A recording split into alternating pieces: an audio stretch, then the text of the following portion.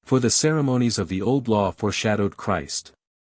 But this was done only by the sacrifices, which foreshadowed the sacrifice in which Christ delivered himself an oblation and a sacrifice to God, Ephesians 5 verse 2. Therefore none but the sacrifices were ceremonies. Obj. 2. Further, the old law was ordained to the new. But in the new law the sacrifice is the sacrament of the altar. Therefore in the old law there should be no distinction between sacrifices and sacraments. Obj. 3. Further, a sacred thing is something dedicated to God, in which sense the tabernacle and its vessels were said to be consecrated. But all the ceremonial precepts were ordained to the worship of God, as stated above, a.1. Therefore all ceremonies were sacred things. Therefore, sacred things should not be taken as a part of the ceremonies. Obj. 4. Further, observances are so called from having to be observed. But all the precepts of the law had to be observed, for it is written, Deuteronomy 8 verse 11, Observe, do, take heed, and beware lest at any time thou forget the Lord thy God, and neglect his commandments and judgments and ceremonies. Therefore the observances should not be considered as a part of the ceremonies. Obj. 5. Further, the solemn festivals are reckoned as part of the ceremonial, since they were a shadow of things to come, Colonel. 2:16, 17 and the same may be said of the oblations and gifts, as appears from the words of the Apostle, Hebrews 9 verse 9 and yet these do not seem to be inclined in any of those mentioned above. Therefore the above division of ceremonies is unsuitable. On the contrary, in the old law each of the above is called a ceremony. For the sacrifices are called ceremonies, Numbers 15 verse 24, they shall offer a calf, and the sacrifices and libations thereof, as the ceremonies require. Of the sacrament of order it is written, Leviticus 7 verse 35, this is the anointing of Aaron and his sons in the ceremonies. Of sacred things also it is written, Exodus 38 verse 21, these are the instruments of the tabernacle of the testimony. In the ceremonies of the Levites. And again of the observances it is written, 3 Kings 9 verse 6, if you shall turn away from following me, and will not observe, do, keep, my ceremonies which I have set before you. I answer that, as stated above, 1, 2, the ceremonial precepts are ordained to the divine worship. Now in this worship we may consider the worship itself, the worshippers, and the instruments of worship. The worship consists specially in sacrifices, which are offered up in honor of God. The instruments of worship refer to the sacred things, such as the tabernacle, the vessels, and so forth. With regard to the worshippers 2 points may be considered. The first point is their preparation for divine worship, which is effected by a sort of consecration either of the people or of the ministers, and to this the sacraments refer. The second point is their particular mode of life, whereby they are distinguished from those who do not worship God, and to this pertain the observances, for instance, in matters of food, clothing, and so forth. Reply Obj. 1. It was necessary for the sacrifices to be offered both in some certain place and by some certain men, and all this pertained to the worship of God. Wherefore just as their sacrifices signified Christ the victim, so too their sacraments and sacred things foreshadowed the sacraments and sacred things of the new law. While their observances foreshadowed the mode of life of the people under the new law, all of which things pertain to Christ. Reply Obj. 2. The sacrifice of the new law, viz. The Eucharist, contains Christ himself, the author of our sanctification, for he sanctified the people by his own blood, Hebrews 13 verse 12. Hence this sacrifice is also a sacrament. But the sacrifices of the old law did not contain Christ, but foreshadowed him, hence they are not called sacraments. In order to signify this there were certain sacraments apart from the sacrifices of the old law, which sacraments were figures of the sanctification to come. Nevertheless to certain consecrations certain sacrifices were united. Reply Obj. 3. The sacrifices and sacraments were of course sacred things. But certain things were sacred, through being dedicated to the divine worship, and yet were not sacrifices or sacraments, wherefore they retained the common designation of sacred things. Reply Obj. 4. Those things which pertain to the mode of life of the people who worshipped God, retained the common designation of observances, in so far as they fell short of the above. For they were not called sacred things, because they had no immediate connection with the worship of God, such as the tabernacle and its vessels had. But by a sort of consequence they were matters of ceremony, in so far as they affected the fitness of the people who worshipped God. Reply Obj. 5. Just as the sacrifices were offered in a fixed place, so were they offered at fixed times, for which reason the solemn festivals seem to be reckoned among the sacred things. The oblations and gifts are counted together with the sacrifices. Hence the Apostle says, Hebrews 5 verse 1, every high priest taken from among men, is ordained for men in things that appertain to God, that he may offer up gifts and sacrifices.